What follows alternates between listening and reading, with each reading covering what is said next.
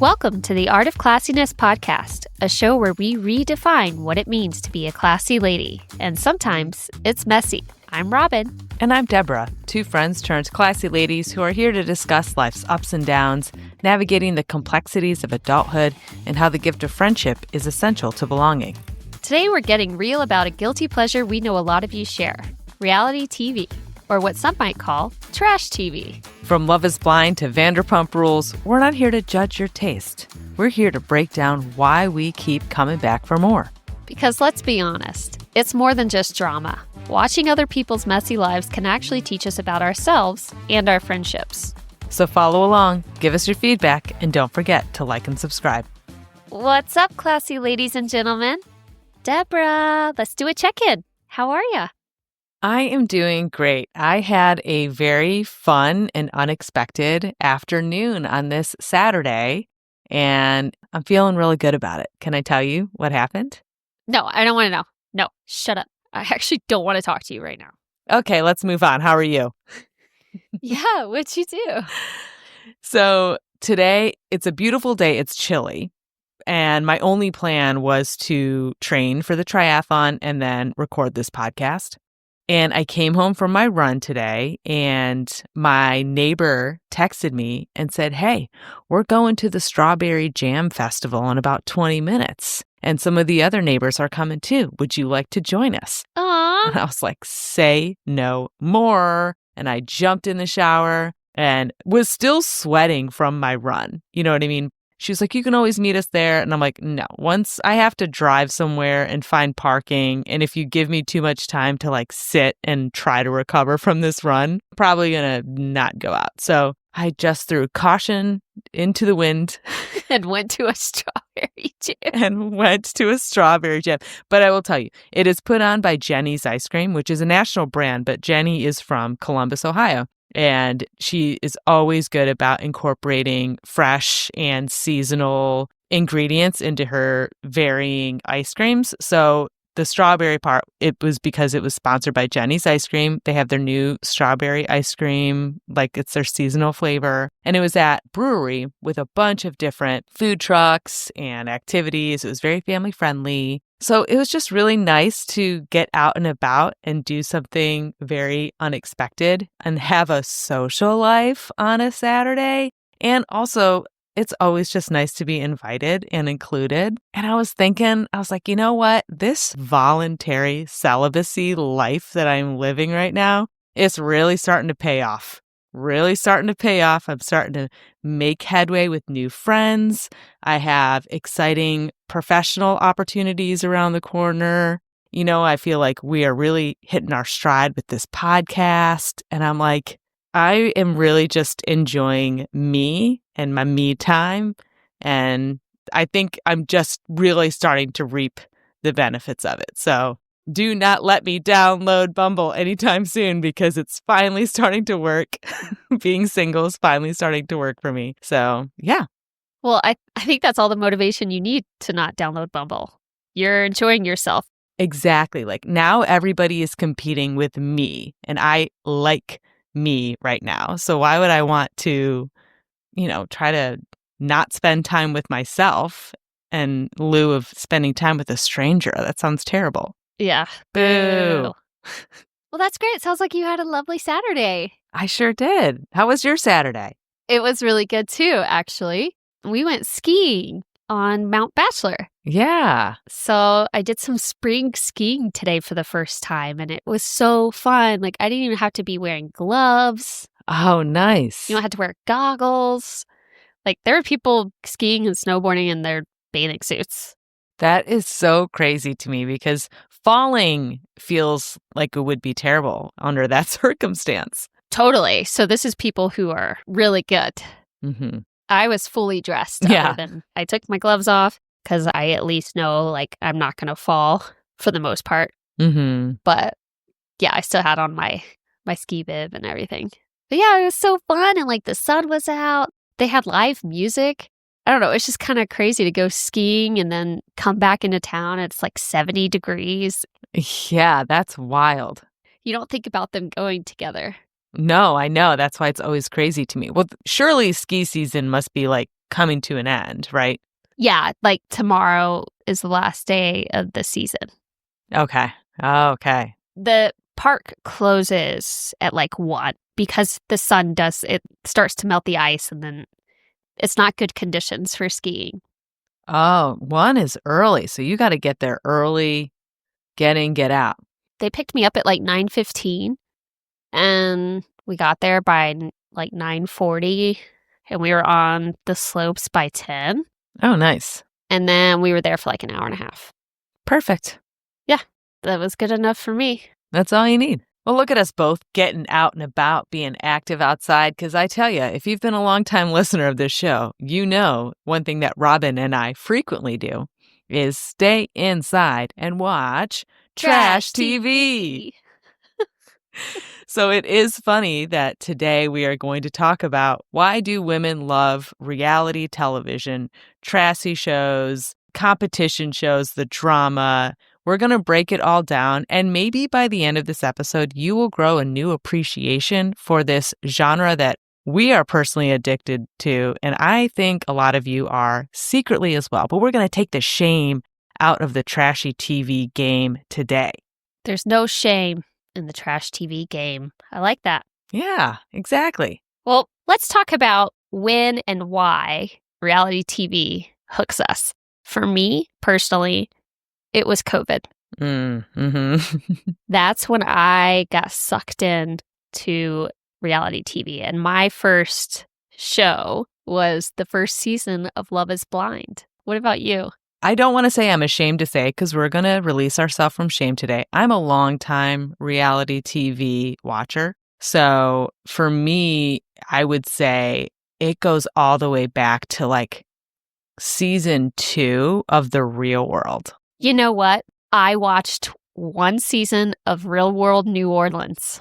Oh, that was a good one. I was like an early adopter, and I had to do it in secret because I wasn't allowed to watch MTV. So if I was like at a friend's house, I'd be like, put it on, put it on, put it on. And you had one shot. You had one shot to watch it because nobody was recording anything. We didn't have TiVo. Or you had to catch it when they would just do like the binge weekends and they'd show like every single episode in a season. And I just was so fascinated by the voyeuristic nature of early Real World, because early Real World, there was like literally just cameras and a house, and whatever happened, happened. And sometimes that was boring and sometimes it was entertaining, but it was so fascinating to me to watch people's lives. So I have always been a fan. Now, Real World in the beginning was actually pretty culturally important at that time. It obviously has evolved into let's get more drama, let's have hotter people in the house, let's make sure they're drinking all the time, let's kind of curate these situations. And I stuck with it for a little bit, but I definitely agree with you that COVID unleashed that like, oh, nobody knows what I'm watching. I'm alone. I can watch whatever I want. And I did watch season 1 of Love is Blind, was fascinated by it. But one thing I also did in COVID is I watched for the first time Vanderpump Rules in full. That's a commitment. It was a commitment. And I was kind of watching a lot of clips online at that time. And I was like, I got to know this story. I keep seeing, this fight scene and, these two people fighting. Like, I kind of want to see for myself what happened. And so I went back and secretly watched Vanderpump Rules in COVID. And well, everybody had to create some parasocial relationships because we couldn't be around each other. Yeah, exactly. Like, I remember texting my friends about it and feeling connected to them just talking about the show. Yes. And I think Love is Blind really did that for a lot of people because it was very early COVID that it came out. And so everybody was sort of watching it together. I was a little late. I think I started watching it after all of the episodes had been out. But once you found other people were watching it, it was like, oh my God. Who you think, are they going to say I do? Are they not? Because there was no history of that show. So you really had no idea how it was all going to come together. But yeah, I think you were dead on when you said that people connected to it because it creates a parasocial relationship, especially during a time where we weren't seeing each other. And there is validity to that statement. So a 2021 study from the University of Buffalo found that viewers developed deeper parasocial relationships during lockdown often filling social void with TV characters and personalities. And yeah, I gotta tell you, especially if you were single during Love is Blind, you were like, oh, they're kissing. He likes her. Like, it kind of scratched that itch of dating, even though you could not date because we weren't seeing anybody. Yep. And I was definitely single at that time. It was very lonely. Yeah, and it is fun. And there is something just so cute about when you see, I mean, obviously, we all know it's edited and there's not really music playing in the background and the camera's like in the perfect place at the perfect time. But when you can genuinely see that two people are flirting with each other, there's like a kicking my feet in the air kind of feeling when you see it. You know what I mean? And it can be so fun to just sort of, think about your own situations, whether it's in the past or whether it's someone that you have a crush on that you're thinking about them doing that too. Like, I think it just unleashes some chemicals in your brain that just start to make it feel a little addictive. Absolutely. It creates an emotional simulation, if you will. Like, it offers a safe space for you to practice emotions. Like, you can process betrayal, jealousy, loyalty, reconciliation, and you get to see it happen all at once because, real conflict can span over days, weeks, months. But when you're watching trash TV, it's just next episode, baby. I want to know what happened. Yes. The binge nature of reality TV right now just really keeps the faucet on, and allows you to just keep going and dive deeper. And it's so true. Like, it can help you process those things because you are a voyeur, right? So sometimes you see conflict play out. And if it's a well-done reality TV show, it is not just black and white. To me, those are like the best conflicts on TV, is when there is a division in terms of who the audience thinks is in the right and who is in the wrong. And that is actually how most conflict is. Very few times in your life is like someone absolutely in the wrong, no questions asked, right? Yeah. So not only is it helping you maybe see a situation that you have been in before and relate to it, or you see a situation that you've been in before from a new angle, right? Because you've been following another person's backstory and you're like, oh, she's acting like that because of how betrayed she feels from her family. And I have felt that way too, which, you know what I mean? So like, you can sort of role play a little bit with these characters that are on TV. Yeah, you can compare the storylines that you're watching to your real life. It's not going to be exactly the same. It's probably going to be more dramatized. But it might also make you feel a little less crazy. Oh, yeah. Because those people are batshit. Right. And they're on a much higher elevation than you are. You know what I mean? Like, good TV doesn't come from people working it out in a really easy, simple way, right? And they know what makes their show popular. So they're incentivized to make a fight as big as possible. And then there's the novelty of trash TV, right? Reality TV thrives on unpredictability. Like, you think you're seeing the same thing every time, but it's not. It's never the same. And that activates our reward system. It's this constant emotional twist that provides these small dopamine hits that keep us coming back. Like, that you could apply to anything, really. Any bingeable TV show. Yeah, whether it is the music that comes in at the perfect time, or the fun things that they get to do, or the fighting, or the making up. Like, their goal is to take you through several different emotions in a short time period. It's like a casino in your brain. So many noises, so many distractions, very short attention span for things. And yeah, that just is a perfect recipe for, yeah, sure, let's put on the next one. And I find myself, like, when I sit down to watch some TV, I got to catch up on my programs. I need to know what my people are up to. I feel connected to them. I need to catch up on my stories. Yes. And the thing is about reality TV, it's never finished, right? There's always that slightly cliffhanger moment at the end, or, oh no, we just got this text. What does she want now? And it's designed to never feel finished, like a soap opera, right? Yeah. Like old school soap operas, they rarely ever had storylines that like were tied up in a nice, neat bow. And reality TV operates in the same way of like there's always a conflict that's not resolved. There's always another thing that they're planning. There's always a trip coming up. Yeah. One of my favorite types of videos are when guys make fun of reality shows that their significant other is watching, but they're kind of watching it from the kitchen. Yes. And like they'll slowly make their way closer to the couch. And then like 5 episodes in, they're like, why would she say that? Like they're right there in it. It's so easy to be sucked into it.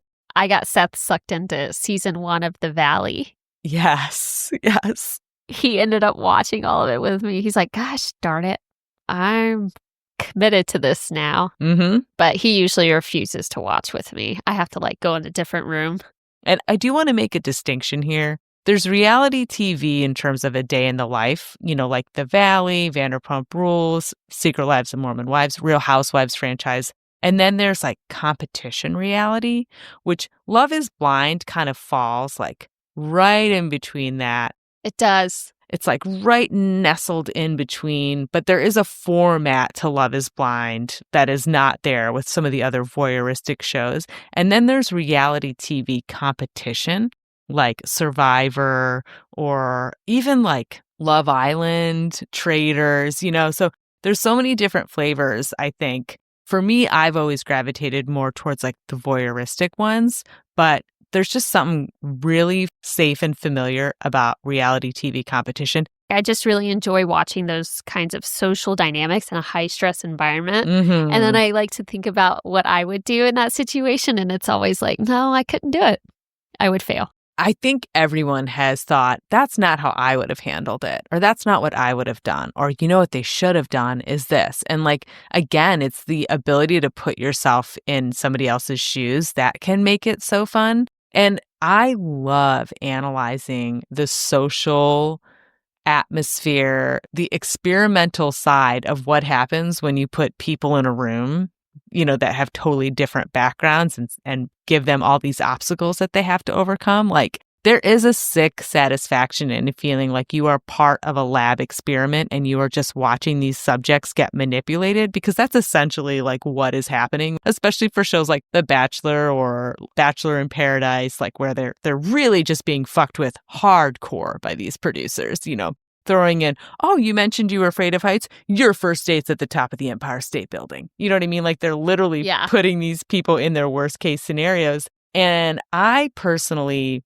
do not feel like a viewer that is just watching TV with my jaw slacked, drool coming down my mouth. I get involved in the social commentary of what is going on in the show. Like our group chats are like a psychology group project. When we watch Love is Blind and we're like, he's showing narcissistic traits because he's taking this moment and he's making it about him and he's not lifting her up. Like he's bringing her down. Like we're not like, why do you say that dumb thing? I feel like our conversations about reality TV were like really going into the weeds about the sociology of it. And that to me not only makes it fun, but you can watch these examples on TV and really start to apply that same analytical lens into your own life.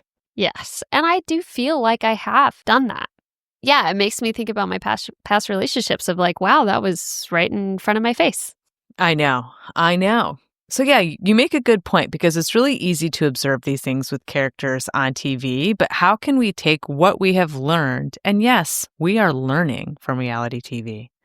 How can we take what we've learned and apply that to other parts of our friendship? Like, for example, what are some other friendship red flags that we can spot on reality TV? Performative loyalty. Oh. Which I have been seeing on Secret Lives of Mormon Wives quite a bit this season. Yes. Say more. It's just all about who they need to cozy up with to get what they want, get where they want to be. Like it's all manipulation.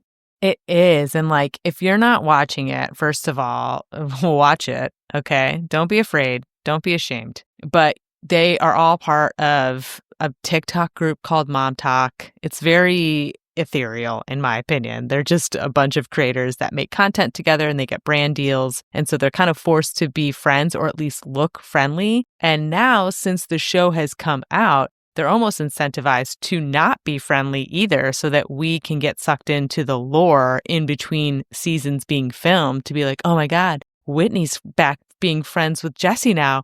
Or no, it looks like Taylor is not talking to Michaela anymore. And so it gets you wrapped into watching the next season. But here's one phrase I kept hearing in the last episode that was driving me crazy. And they're like, even though we had a huge blowout and I literally want to rip Taylor's face off, we're all still going to go to this event because it's important for us to be supportive of one another. Oh my God. Yes. And it's like, bitch, you're not supportive of that person if you literally just said she's a bad mom. It doesn't matter that you're sitting front row at her event if literally 2 days ago you were fucking raking her over the coals. What do you mean it's important to be supportive? You're not actually showing up is not being supportive. It is just showing up. It is one part of being an active friend. Yep. And we will dive in to this series very soon. Yes, we will. We don't want to go too deep. Yeah, because I'm ready. Like, I found myself like wanting to add what you're saying, but I know. When Robin and I say we could do a whole episode on Secret Lives of Mormon Wives, don't worry, you guys. We are going to do an entire episode on Secret Lives. Just give us a little time to finish the season. But the performative loyalty obviously doesn't just end with that one show. You see it in so many others, because if you are the friend that nobody is talking to, you are probably not going to get a contract for the next season. So it's in these people's best interest to be liked by some, not everybody, because you also want to be interesting. Gotta have that drama. You gotta have that drama. So there is an aspect of when someone feels like they are on the outs, they start kissing ass. And you know what other series that you see this in a lot is Real Housewives. You know? I have not watched very much of Real Housewives, and I still knew that that was the answer. Yeah, it 100% is. Like, I would say seasons that are the most guilty would be Beverly Hills and Orange County, which is not really a surprise considering their distance to Los Angeles and the social pressures of like always being in with the right group. But those are two seasons when you can tell someone's trying to go after a redemption arc. You know, maybe the past season, everyone was against them. And season one, they're like, I'm hosting a party and I'm just really hoping to clear the air. I'm going to clear the air with this party and hopefully everybody can get back on the same page. Like, these are quotes that you hear in so many episodes of that series. It's just, we're just going to clear the air.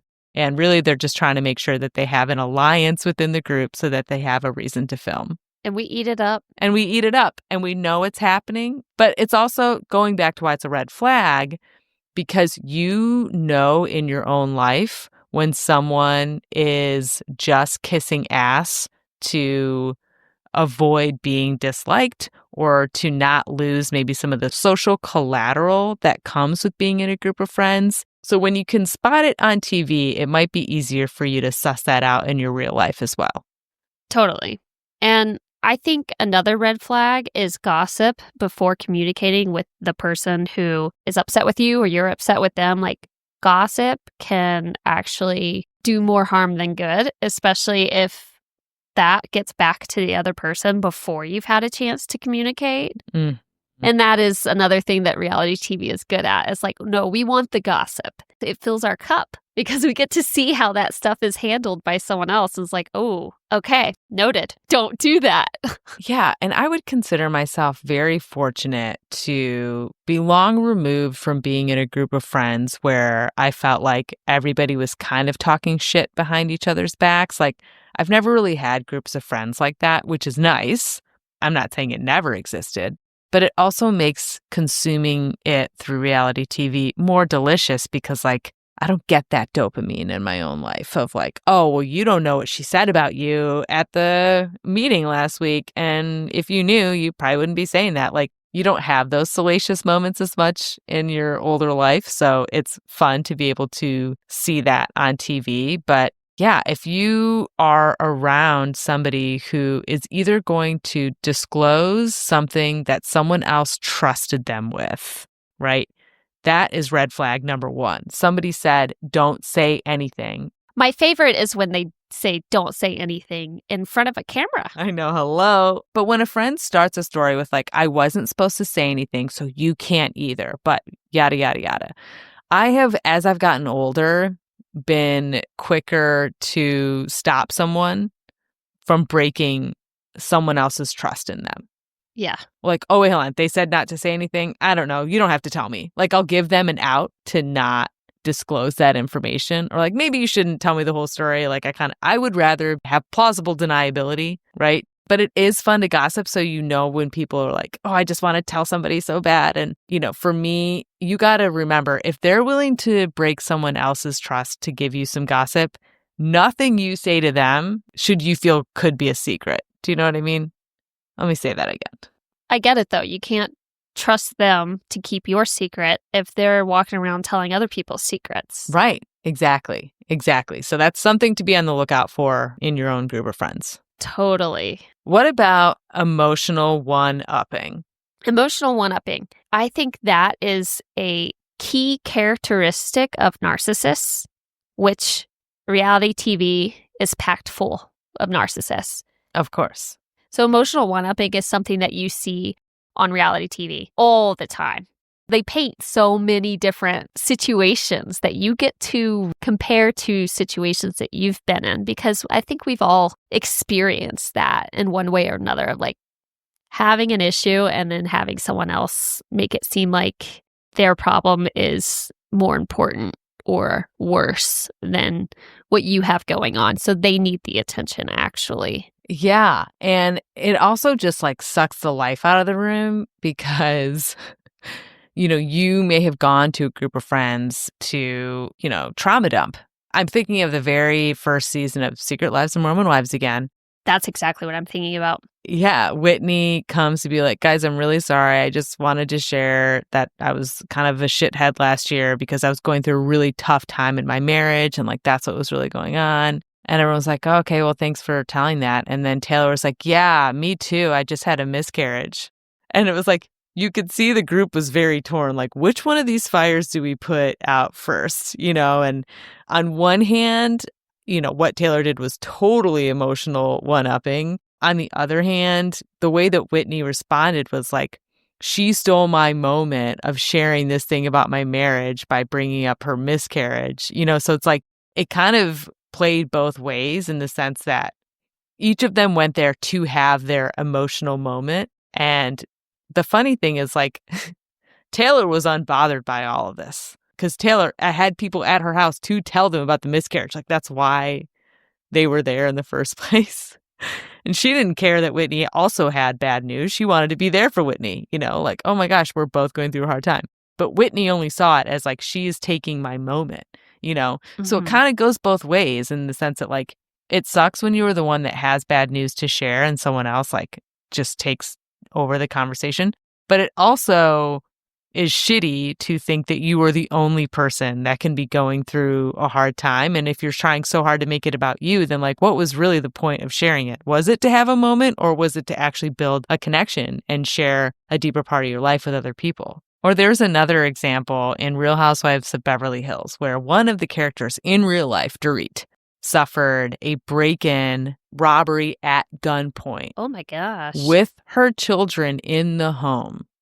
They stole, she gave him everything she could give him. Thankfully, no one was harmed physically, but obviously an incredibly traumatic experience. And her best friend, Kyle, was, you know, upset and sharing her feelings of being upset with another woman named Sutton. And Kyle's like crying. She's like, it's just so horrible. It's just so terrible what happened to Dorit. Like, I just don't even know. I can't even imagine. And Sutton was like, I mean, I've had a hard week too. And Kyle's like, really? Why? What happened? And Sutton's like, well, I can't get any of my deliverables from China. And like, there's all these issues at work. And Kyle's like, yeah, none of that sounds as bad as being held at gunpoint in your own home with your children sleeping down the hall. And it's like, Sutton's need to emotionally one up in that situation was so cringy and so cringe, out of line. Oh, it's just like she just had to make the moment about her and not a very real, terrible thing that someone else had endured. That's despicable. Oh, So gross. I know it's not as frequent, but what kind of friendship green flags do we see in reality television? You know, you are right in the sense that it's very hard to find good behavior when it comes to reality TV. But I would say one is someone who can set very clear boundaries, which sometimes makes everybody else uncomfortable because they were used to not having to respect your boundaries. But it can be an admirable thing to do.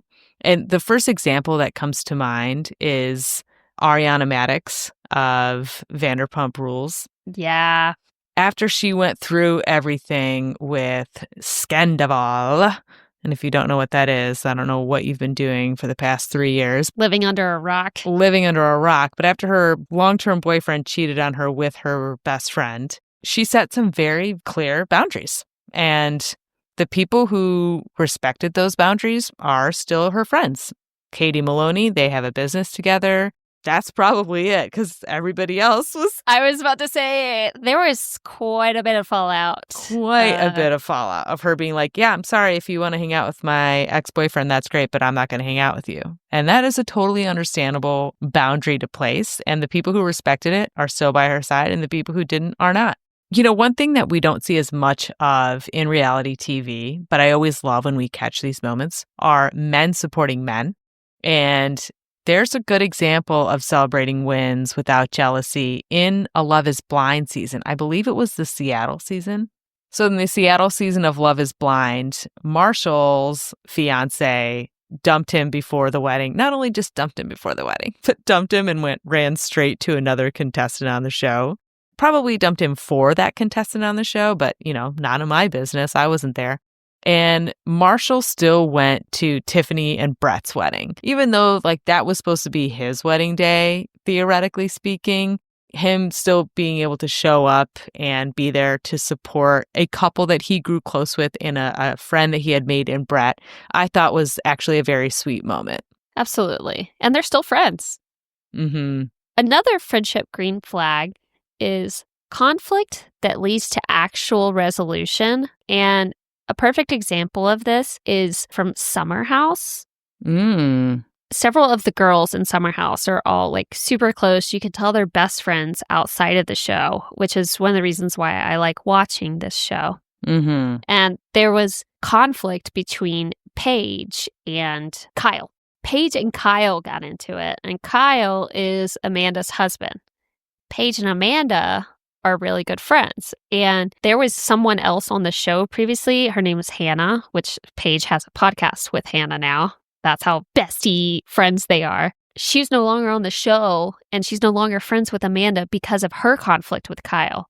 So when Paige got into an argument with Kyle, like she immediately was more upset about the fact that she might lose her friend. And that was what was important to her. She's like, your friendship matters so much to me. I'm so scared. And so that was her motivation to fix things with Kyle, and also Kyle's motivation. Like, no one wanted to mess up the friendship between the girls. Aww. And I just thought that was so admirable and sweet. And I think that's how you should think about how you handle conflict, is like, how does this affect my friendships? Right, exactly. Somebody who is willing to set their ego aside and take accountability or actually work to find a resolution, whether it is on reality TV or somebody in your group of friends, like that is a really strong characteristic to have and a green flag for a friendship. Totally. Another reason why we enjoy watching reality TV is because you get to see the different character archetypes. We get to see who you relate to, maybe a version of yourself that you used to be, a version of yourself that you are now, or who you aspire to be. And that is why we love these shows. Yeah, there's nothing more cringy and satisfying than seeing a character on TV and you're like, oh my God, that was me. That was so me. And it is why we latch onto it, because there's so many tangible archetypes on reality TV shows, from the villain to the naive one to the clout chaser. Or, as Robin and I have talked about before, if you're a longtime listener, You'll know some of these archetypes in the golden retriever friend, the chaos goblin, and the black cat. So let's talk about how we've seen these archetypes play out, and let's talk about some new archetypes as well. Okay, if we're doing golden retriever first, because Modern Wives is so fresh on my mind, I have to talk about it. And Macy is your classic golden retriever. She is the only friend that no one has beef with. And she doesn't have beef with anyone either because she just genuinely wants everyone to get along. Mm-hmm. Yeah, which I fear means next season she will have a villain arc. Because unfortunately, in reality TV, people don't always get to stay in these roles for too long. But I totally agree with you. I think both in the first season and the second season, she has probably been the one that holds their quote unquote philosophy of mom talk. Yes. Of supporting each other and uplifting each other and all the religious stuff that they've got going on. She always keeps it on the forefront, and it is refreshing. You need to have one person that's not a piece of shit. Otherwise, it's just like not fun to watch. And I think the seasons where people disengage, it's because there's too many assholes in one place. Like, you need a sweet little golden retriever. You need the spectrum. You need the spectrum, all different types. Well, a show that I talk about early reality TV watching, I loved The Hills and Laguna Beach, even though I've rewatched some of those episodes now, and it's just all awkward silence. It's just like so many teenagers just like looking at each other and not really knowing what to say. There's not a whole lot of dialogue in The Hills or Laguna Beach. And people loved it, huh? And people loved it. But in The Hills, we got to meet a new character in Whitney Port, and she has become, honestly, one of my favorite, not necessarily reality TV people, but I would say content creators. I follow her on TikTok, and her delivery is really funny, but she is a total golden retriever. She just acted in The Hills like she was truly not aware that she was supposed to be playing a character on TV. Do you know what I mean? Like, you genuinely felt like she was a very real person. She was sort of the foil to Lauren Conrad. So they quote unquote worked together at Vogue, Teen Vogue, and Whitney was always like the sounding board to Lauren. Like, that was kind of the role that she played. But, you know, she was always just like happy to be there and just always had a positive attitude, held people accountable when they needed to be. She eventually got her own spinoff with The City, but she is somebody who I just thoroughly enjoyed and just seemed like a pure person in a very, very fake and heavily produced reality TV show. Okay, let's move on to the Chaos Goblin. This is the shit stir. This is a person that, quote unquote, starts drama in the name of the truth. Mm-hmm. And the highest offender, who I've already touched on, in my mind, is Jax Taylor. Yeah, even though his relationship with Truth is an interesting one, but he always just wants to call out other people. Well, that's why it's in quotations. Because their truth is not true. Right. Sometimes. Right. Sometimes. Not all Chaos Goblins are the same. He's the biggest Chaos Goblin of all time in reality TV. Yeah, he's not throwing out his own truth. He's throwing other people's truth under the bus so that he doesn't look like the worst one there. And that is like such a presence in so many reality TV shows. I would say Spencer Pratt from The Hills was the Chaos Goblin as well. You don't even need to watch the show to know how problematic he was. Yes. I never watched the show, but I knew who Spencer Pratt was. Mm-hmm. And Heidi? Is it Heidi? Yep. Mm-hmm. Spencer and Heidi. Like, I knew about all their drama. Yeah, 100%. I would also say Tamra Judge from Real Housewives of Orange County, total Chaos Goblin. You know, again, she's, I'm going to hold you accountable. You need to take accountability, like always kind of pushing people. Or Lisa Rinna would be another one from Beverly Hills. Both Chaos Goblins for sure. Wow. It's so funny to call people in their 40s and 50s a Chaos Goblin. I know. But they are. And it's not necessarily a bad thing. It's just so funny to me. Mm-hmm. You little Chaos Goblin. Yeah. Now moving on to my favorite, the Black Cat. Mm-hmm. The quietly observant. The ones that pounce at the right time. Ooh, yeah. They're sitting in the corner.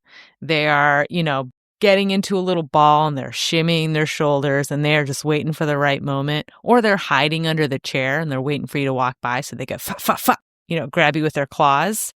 So what are some examples of black cats in reality TV? My favorite black cat is Gabby Wendy. Oh, yeah. She was originally in a season of The Bachelor, and then she was on The Bachelorette. But this is the first time I was introduced to her, season 3 of Traitors. Mm-hmm.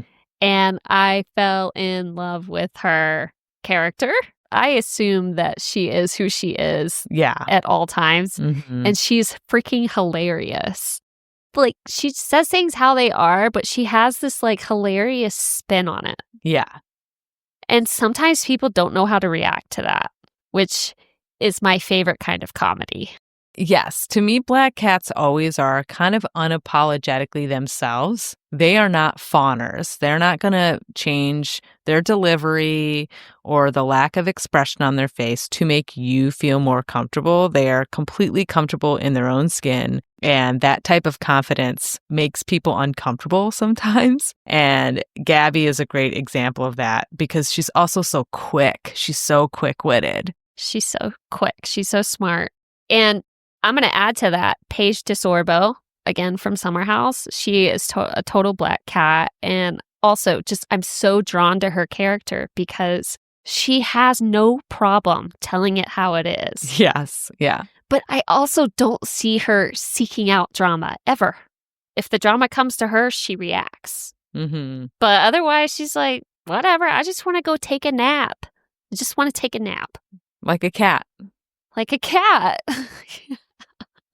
I think that Stassi Schroeder definitely fits more into a black cat. She sometimes straddles the chaos goblin because she does start shit. Especially in her younger years. In her younger years, she was a hot mess. First 2 seasons of Vanderpump, I mean, she made the show, in my opinion, but she also was the one that was really conducting a lot of the drama, making sure people took sides. But in her later years, I think she really became the quietly observant, kind of pounced when she needed to. And for those of you who don't know, in the first season of Vanderpump Rules, she was dating Jax Taylor. So that kind of gives you some insight into maybe the kind of person she was at that time. Right. Absolutely. Absolutely. So yeah, those are some really entertaining black cats that we have seen on these reality TV shows.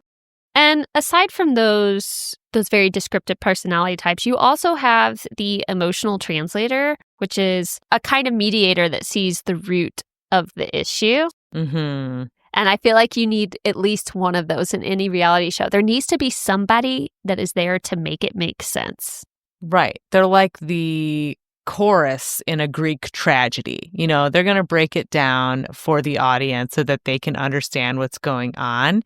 And they're usually the one that will orchestrate the clearing of the air dinner, right? They're usually the one that's like, just clear the air. I just really feel like if we all just talk it out, if we all sort through it, then everything's going to be fine. And it's like they've never watched a single episode of their own show then to think that a dinner with all these people who hate each other is going to result in a resolution of any type.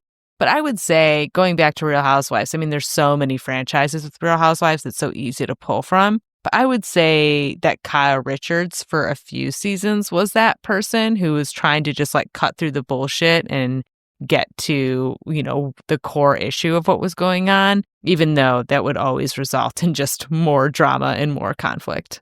And then the final one is the secret saboteur.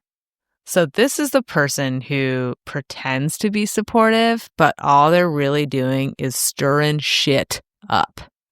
They are gathering information covertly so that they can conveniently bring it up in a conversation at a later time so that they can either create chaos among other people, drive division in groups, or make themselves look like the hero in a situation that they may have otherwise been considered the villain. I do feel like this is another narcissistic trait. Oh, 100%. The secret saboteur is a nice combination, I think, of Chaos Goblin and Black Cat. Mm-hmm. Both personality types have the ability to, I identify as a golden retriever. I do not have it in me to be a saboteur, especially a secret one. That's way too much work. And also, I can't handle like upsetting people intentionally. Oh my gosh. Right. Exactly. It's like, I don't want this coming back on me. I don't want other people being like, well, wait, who is even the one that brought this up? And you're like, it's me. Like, no, I don't want to be that person. But the people who do it well, they're able to get in and get out nice and clean for the time being. So we can spot these archetypes on TV, but can you spot these characteristics within yourself? And that's where the emotional IQ comes in when watching trash TV. Yeah, this is again where you escalate from just being someone who mindlessly consumes television to an active participant in the sociological experience that is good reality TV watching. This is why I don't feel bad binging, because like I'm exercising my mind right now. I'm making connections in my brain as to, oh wow, that behavior was cringy on TV. Wait a second, have I done that behavior in real life? Maybe that's why that conversation went the way it did, because I didn't consider it from that lens. And so if you're engaging in that way, it can actually be a way to build your own emotional IQ. Yes, this is my favorite aspect of trash TV. I do consider myself to have a high emotional intelligence, and I feel like I only learn more about how other people think when I see the different dynamics on reality television. Mm-hmm. You get to see who takes accountability versus who's playing the victim, who makes amends that actually stick, like whether or not it's for the camera. Mm-hmm. This is why I love watching the same shows with my friends so much, because I feel like we are doing a group project, like it's a group analysis on the breakdown of these characters and how we feel about how they reacted in a certain situation. And it's just very entertaining to me. It's like a game. It is like a game, and it's fun because the way that I talk about people on reality TV is I acknowledge that they are characters, because they are. Are they real life people? Yes.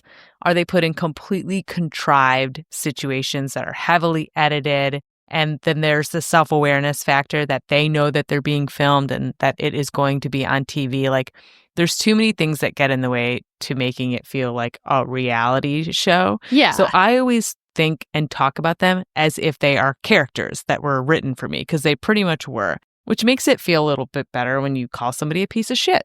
Right?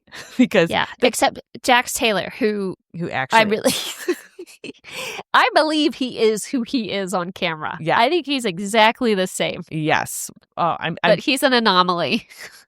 Yeah, if that's the stuff that he's showing us on camera, I shudder to think about the things that he's not showing us when the cameras are not rolling. But seriously, I say all that to say it is a fascinating character study if you really get into the weeds of reality TV, because you do get to make other connections in your brain, and it allows you to study someone's motivations, predict what you think they're going to do next, think about what they should be doing.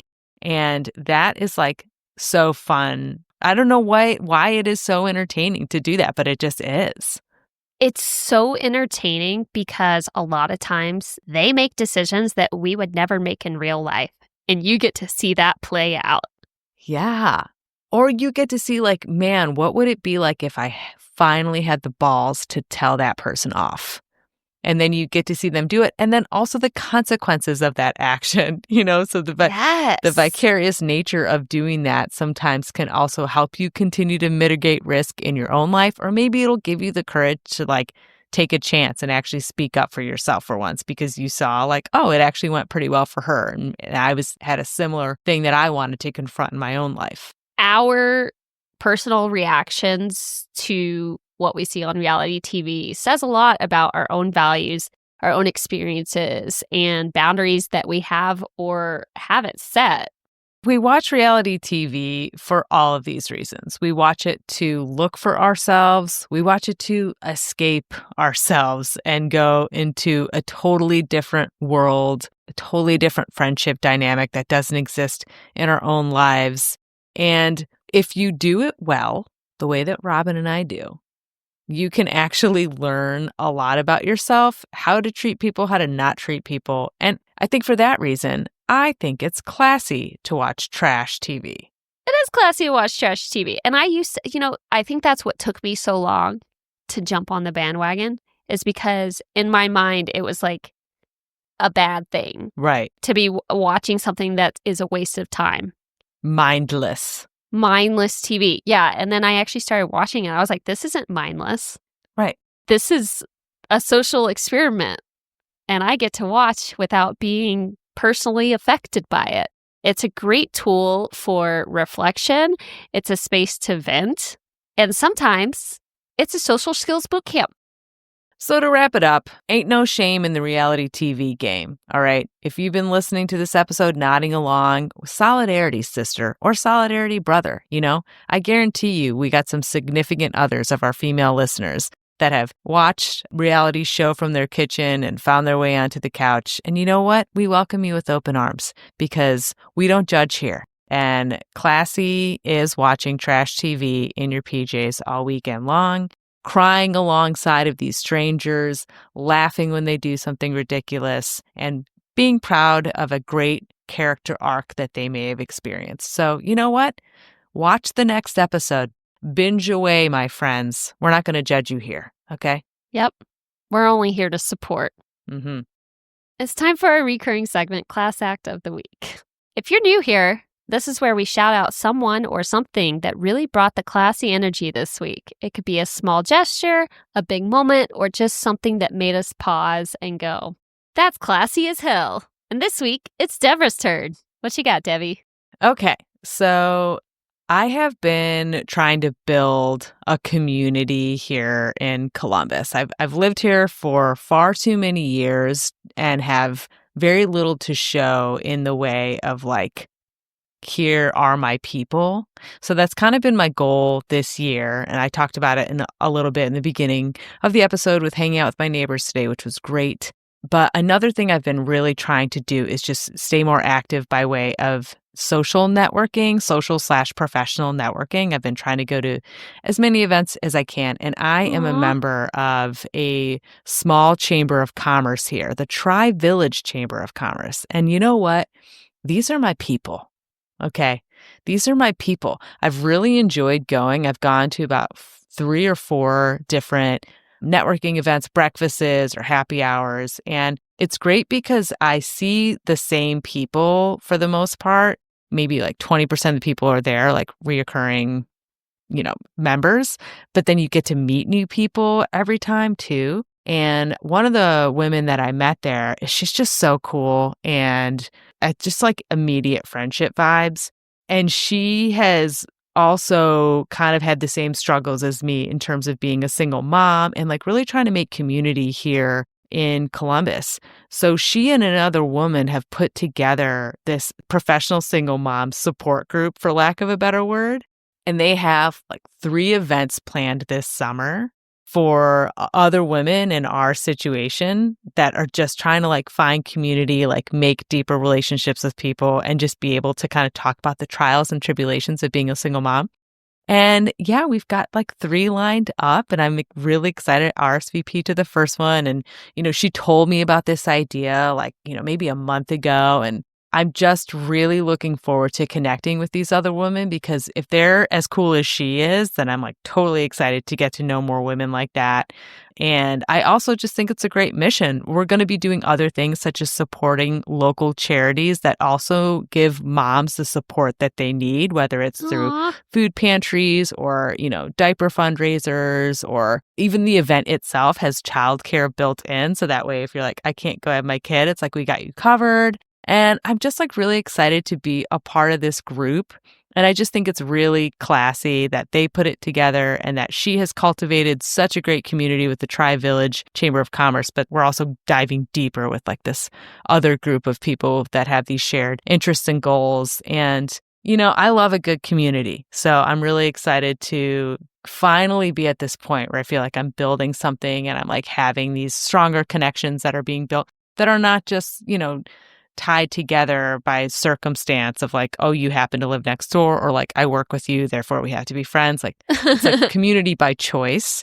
And I just think it's very classy. So I'm excited for it. And I am just yeah, I'm happy about That's great. I love that for you. Oh, that's so exciting. it. Mm-hmm. You're making friends. You're doing it. I know. Yay. I'm doing it, you guys. It's really happening. Yes. All right. Now it's time for our favorite segment, Class or Crass. This is where we choose a scenario and we declare whether or not it's classy or crassy. And this week's scenario is the +1 presumption. You invited your friend to your small get-together, and she shows up with her new boyfriend who no one knows, without asking. Is it cool to bring a +1 without asking, or is that a social faux pas? You know, this one is kind of interesting for me because I kind of feel guilty of doing this. Totally. And I think everyone kind of has. Here's the thing. NRE is very real. New relationship energy. When you have a new relationship energy going on, you kind of throw all social norms out the window. And if you are someone that is chronically single and you're always hanging out with people who are coupled up, when you finally are in a couple, sometimes you just are like, hey, look, I got one too. Like I am also coming with someone. So I understand the presumption of being like, well, you guys always bring your husbands and now I'm dating someone. So why should my situation be any different? Like, I'm just going to bring that person. So I can understand the blindness that someone may have when they make this decision. But what are some ways that it could be a faux pas? So the key word for me in this was a small get together, which means someone intentionally invited a small group of people, potentially for dinner. Yeah. So in their minds, they're cooking for a certain number. And if you don't even inform them that you're bringing someone, that's just rude. Yeah, if you are going into someone's house or like a reservation, if the small get-together is at a restaurant, you absolutely need to tell whoever orchestrated it, how many people are going to be there, what the reservation is going to look like. Because, if it's there's only 5 people coming, so we got this round table in the back, and now all of a sudden we got to get a 6th chair and squeeze it in there, Yeah. or now people are really tight in a spot. That is not, it's not okay. And you have to take those planning bits into consideration. And if you're not saying anything because you are afraid that they are going to tell you no, then you have a whole bigger issue to deal with, in the sense that if you're afraid they're going to say no, then you should ask. Because yes. Why would you put yourself in a situation for your friend to be upset with you? Mm-hmm. And if no one knows them, usually if you're dating someone and your friends haven't met them yet, it's such a big deal. And you want your significant other to make a good impression on your friends. You want your friends to like this person. You're not starting off on a good foot if you show up with them without asking or preparing anyone for it. Wouldn't you want your friends to be prepared? I don't know. Yeah. No, you definitely want them to be prepared. And for me, there is nothing more awkward than being in a room with people who know you in completely different ways. And when you start dating someone, they're going to know a side of you that your friends don't see. You become softer, you're a little bit more vulnerable, maybe a bit more submissive, or maybe more aggressive, depending on where you fall in that regard. But your friends don't know what it's like to date you. They just don't. They could be around you in many different ways. They do not know what it's like to date you. And so when you are bringing in a significant other into a group, it is very awkward because you kind of have to become this combination you. Yep. Do you know what I mean? Maybe I say that as a people pleaser and I'm always making sure that everybody feels comfortable. So you kind of become the path of least resistance of your friends.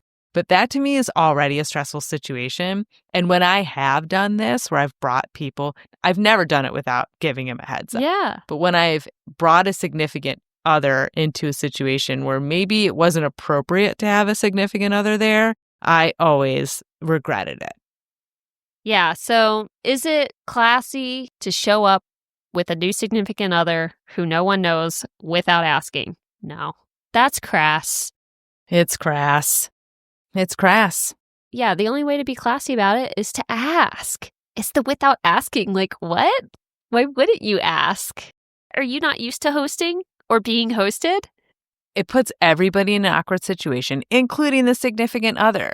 Because if I was the significant other and I realized that nobody knew I was coming, Yeah, walking into an environment that you were not invited to, like, oh my God, I would die on the inside. It would be so uncomfortable. I would try to take up the least amount of space. And now they are looking at me in a way that I am not normally behaving. It just puts everybody in a bad situation. So yeah, I declare it crass. declared. All right, so tie in a bow on all this. Reality TV is a hot mess, but it can also be a window into how we navigate trust, loyalty, and the art of confrontation. And honestly, it's a reminder that no matter how messy it gets, friendship, real friendship, is still the ultimate plot twist. So whether you're a Real Housewives diehard, a Summer House group chat survivor, or you're just in it for the drama, we see you. Let us know which reality show you're obsessed with right now and what friendship lessons you're taking away. Follow us on Instagram and TikTok at Art of Classiness and leave us a review if the episode made you laugh, cringe, or see your friend group in a whole new light. Thanks for hanging out, and remember, classy is a state of mind. So mind your classiness. Bye.